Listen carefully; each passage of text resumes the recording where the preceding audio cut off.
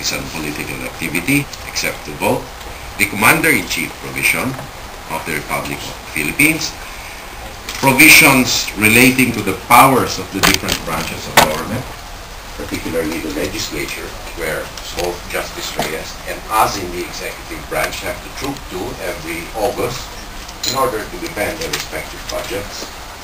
The provision on the Commission on Appointments, where all officers of the armed forces from the rank of full colonel and above have to go through before the nominations and or at interim appointments are confirmed.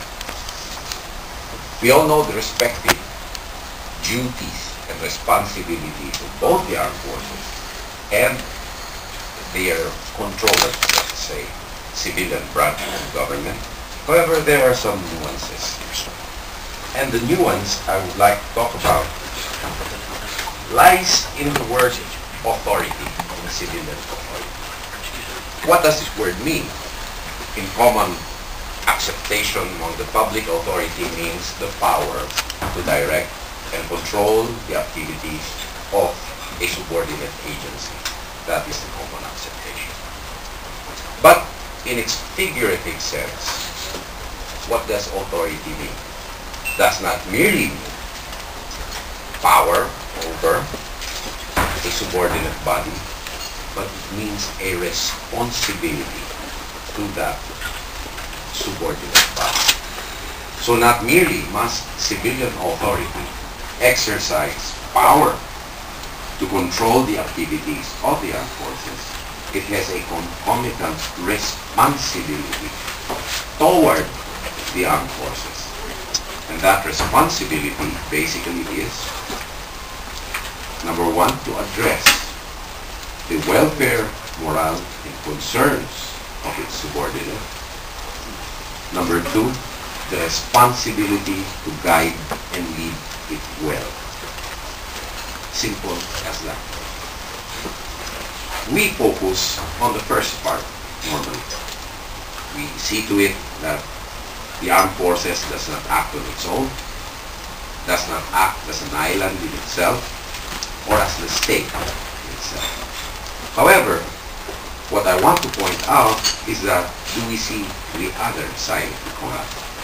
Do we exercise our responsibilities and obligations towards our soldiers who risk their lives every day in fighting for what the political authorities dictate? And that is a question for you to ponder upon. I'm not going to give you the answers. Secondly, will be the involvement or non-involvement of soldiers in politics. In a general sense, it is well-nigh impossible for soldiers not to be involved in politics. As a matter of fact, the Constitution recognizes that by limiting the word political activity by the modifier partisan political activity. And why is this? Several factors. Number one, the national security strategy at the highest level is promulgated by the National Command Authorities. And that National Command Authority is the President of the Republic of the Philippines, who is an elected political officer of the Republic, and the legislature, which provides laws and regulations. It provides laws that control the armed forces in terms of salaries, prohibitions on what they can do and they cannot do, and what activities they may engage in. Indirectly, perhaps, through the promulgation of penal laws, which proscribe conduct of civilian personnel, citizens of the Philippines, and empower agents of the state in order to enforce the proscription against conduct. And these are all functions of the political process.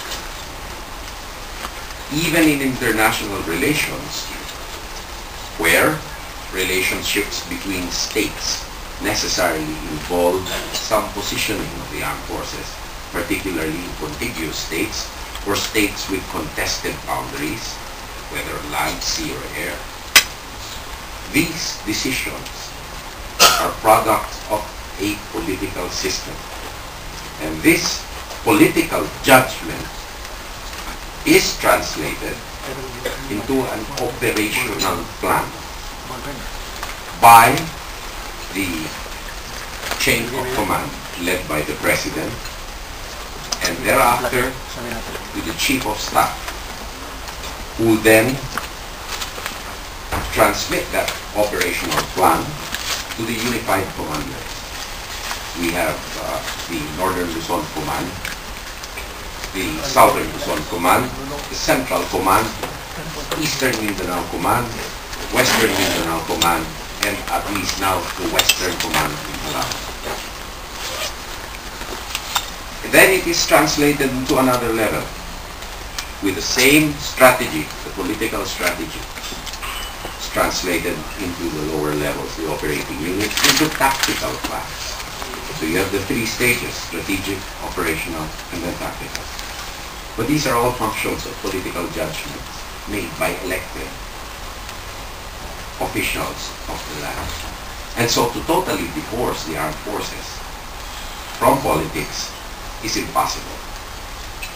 We can see a more direct participation in other states. For example, the participation of UN coalition forces in Iraq and in Afghanistan, where they are not merely made to secure peace and order in the area, but to establish basic services and facilities. Perhaps even, well, who knows, running local government units in the function of maintaining peace and order. Is a more direct translation. There is a second, other very, very vivid provision in the Constitution which subjects the armed forces to political control.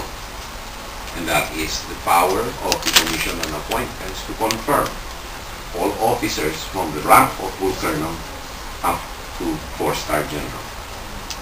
And the act of confirming is a political act, as well as the act of appointing these people into their positions.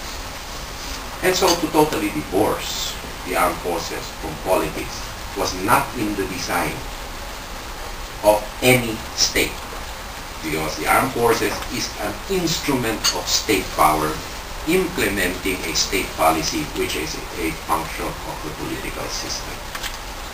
What is proscribed is more